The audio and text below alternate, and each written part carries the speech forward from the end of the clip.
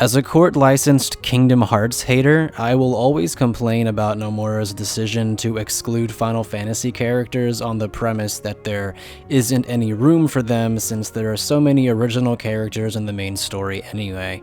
This new interview that came out yesterday has Nomura repeating this same justification, but what makes it a bit harder to swallow in this case is that in the same interview, he also says that older characters who starred in the side games, mainly like Terra, Aqua, and Ven, Roxas's trio, they might not even be super involved in Kingdom Hearts 4 because their kind of arcs are completed. So it's like, if the issue is that there isn't room for Final Fantasy characters since there are already so many original characters, yet you're also going to be sidelining a bunch of the original characters, then how is there still not enough room for Leon or someone to just show up and say hi? If you have room in the plot to introduce like a half dozen more black coat wearing assholes with ridiculous names, there's enough room for Leon to meet up with Rinoa. You could even have like Tataru from Final Fantasy XIV just open up a shop in Twilight Town. It requires no effort. Furthermore, side quests are a thing. If there isn't space for Final Fantasy characters to help out in the main story, you can just put them in the background and do stuff like synthesis tasks or mini-games to fill up the journal. No one's saying they have to be involved in the main plot. There are gonna be NPCs anyway, I would imagine, in a video game, so just make some of them Final Fantasy characters and give them a few voiced lines, have a little side quest. And you know, this can also be applied to characters like Dylan and Alias who have said a grand total of 0 things since 2012. Or, you know, you can have them cameo in Disney worlds like Oren and Zack once did, since a lot of the Disney worlds don't really have major main plot integration in the first place. They're just kind of fun side stories where Sora gets to goof off. So if the concern is that there's no room for them in the main story, just put them someplace where the main story's taking a break. It doesn't have to be main plot 24/7.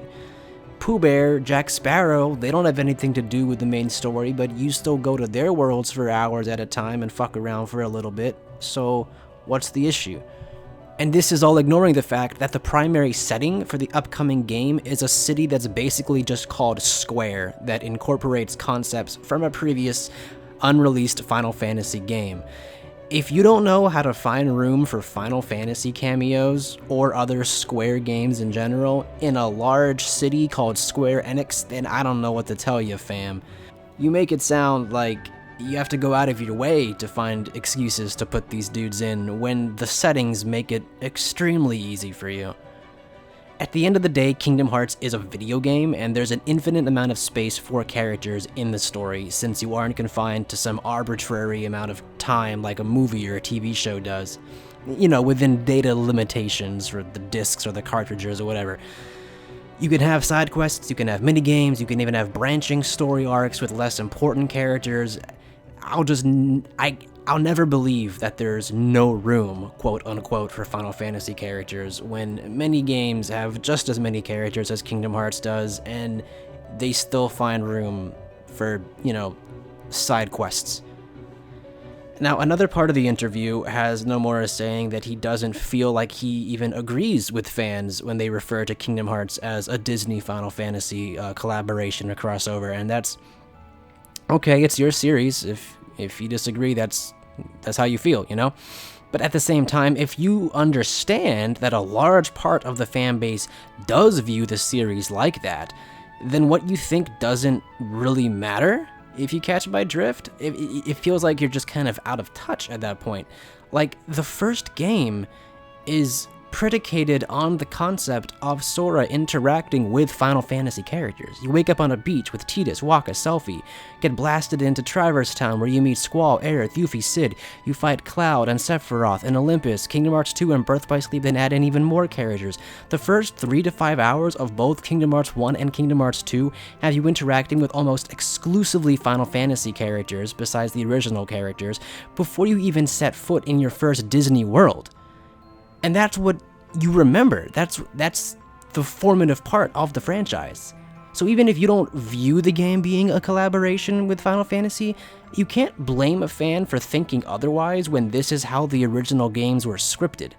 You're the ones who made the games that way, my guy. And I get it was done to boost popularity by drawing in a bigger audience, by showing off well-known characters from different properties, and that's not something that has to be done these days because the story can stand, or the franchise can stand on its own 2 feet by itself.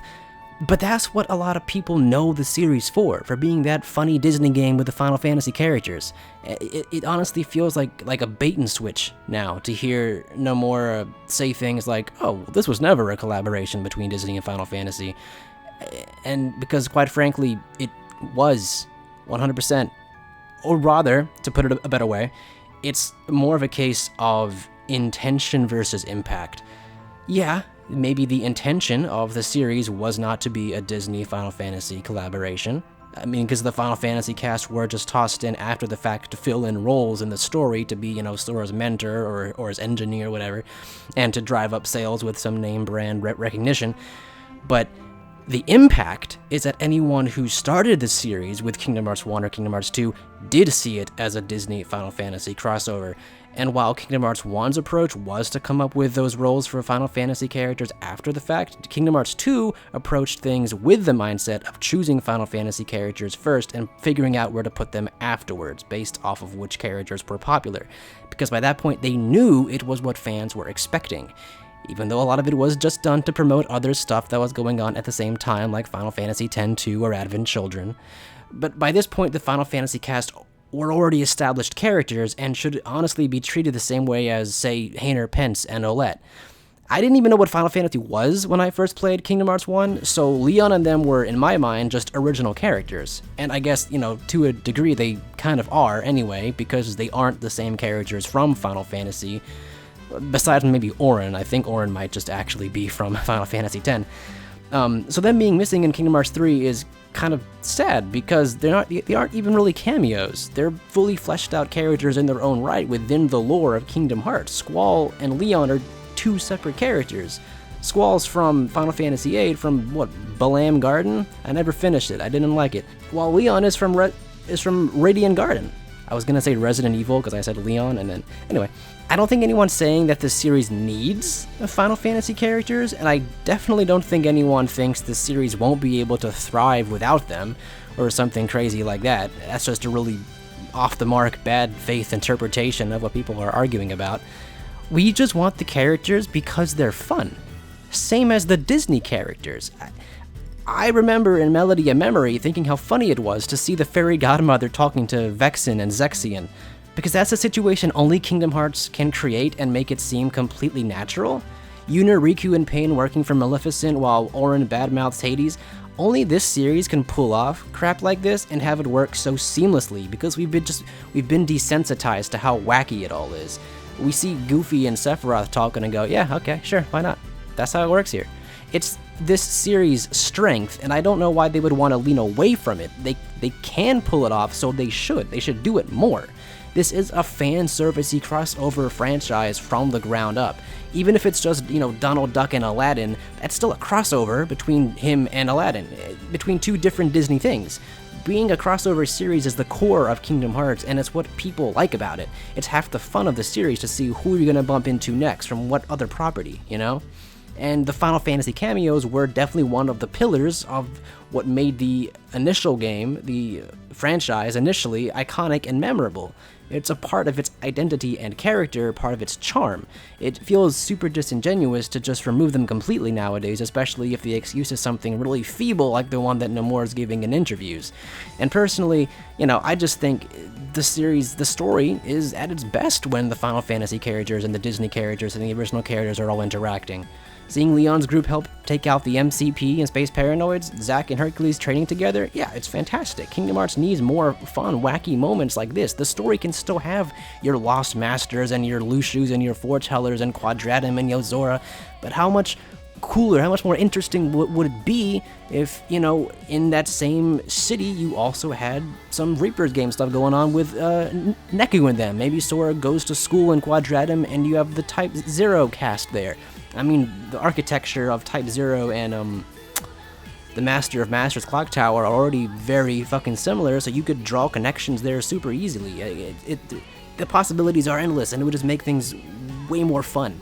And I just can't think of a single positive from removing the Final Fantasy Square Enix characters. As a side note, before wrapping up, I just don't like seeing this sort of revisionist history approach that some people take to this whole topic, saying that it's fine that the Final Fantasy characters are being removed because they were never important anyway. It's like, bro, did you not play Kingdom Hearts 1? Like, you must be a new fan, right? Because if nowhere else, they sure as hell were important in the first game. Like I said earlier, the formative hours of the game, the first 3-4 hours, that's all you meet. They were Sora's main lifeline in the story and the only recurring characters beyond the original cast and the main Disney people like Maleficent.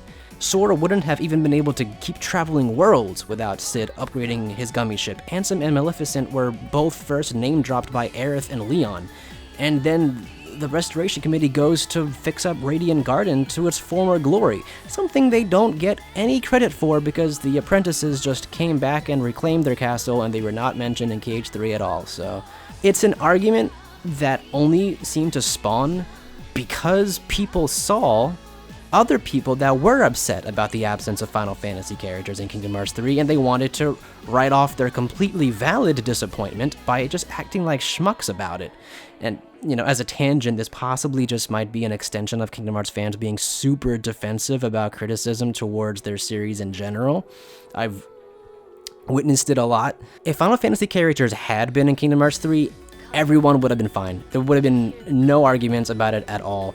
Even from those now saying that they were never important, because everyone expected them to be there. It's just a super weird stance to me, and it honestly feels like one that involves people like gaslighting themselves, and I just don't get where it comes from, because Final Fantasy characters were super obviously part of the initial premise of the series. You're really just tricking yourself at this point if you think otherwise. And now, sadly, thanks to Nomura putting his 2 cents into this interview, I've already started to see people acquire this really strange false sense of entitlement from being correct all along about the Final Fantasy cameos, and using it to dismiss a very reasonable complaint about the direction that the series has taken in recent years, which is really frustrating. It's just been sort of very interesting to see this sort of paradigm shift in the fanbase, where nowadays the mere utterance of Final Fantasy characters just kind of acts as this trigger word, this buzzword that gets Kingdom Hearts fans riled up. Like, why? Why is the notion? Why is the conversation of Final Fantasy characters now being thrown into the buzzword pile along with what are other things that Kingdom Hearts fans hate? Retcons and spin-offs. You know, these are the 3 things you never want to mention around Kingdom Hearts fans. Spin-offs, retcons, and Final Fantasy characters. That's so wacky to me. I do hope that there are Final Fantasy characters in Kingdom Hearts 4, because I mean, again, we are traveling to a city that is named Square, that features a 10-4 building and a Noctis knockoff, and if there isn't any cameos from other Square properties, I just feel like they aren't taking full advantage of this really fun playground of an idea that they've created to its fullest potential. Because I want Kingdom Hearts 4 to be fun, and I feel like anything less than using Quadratum to its fullest potential, it's just not going to be that fun.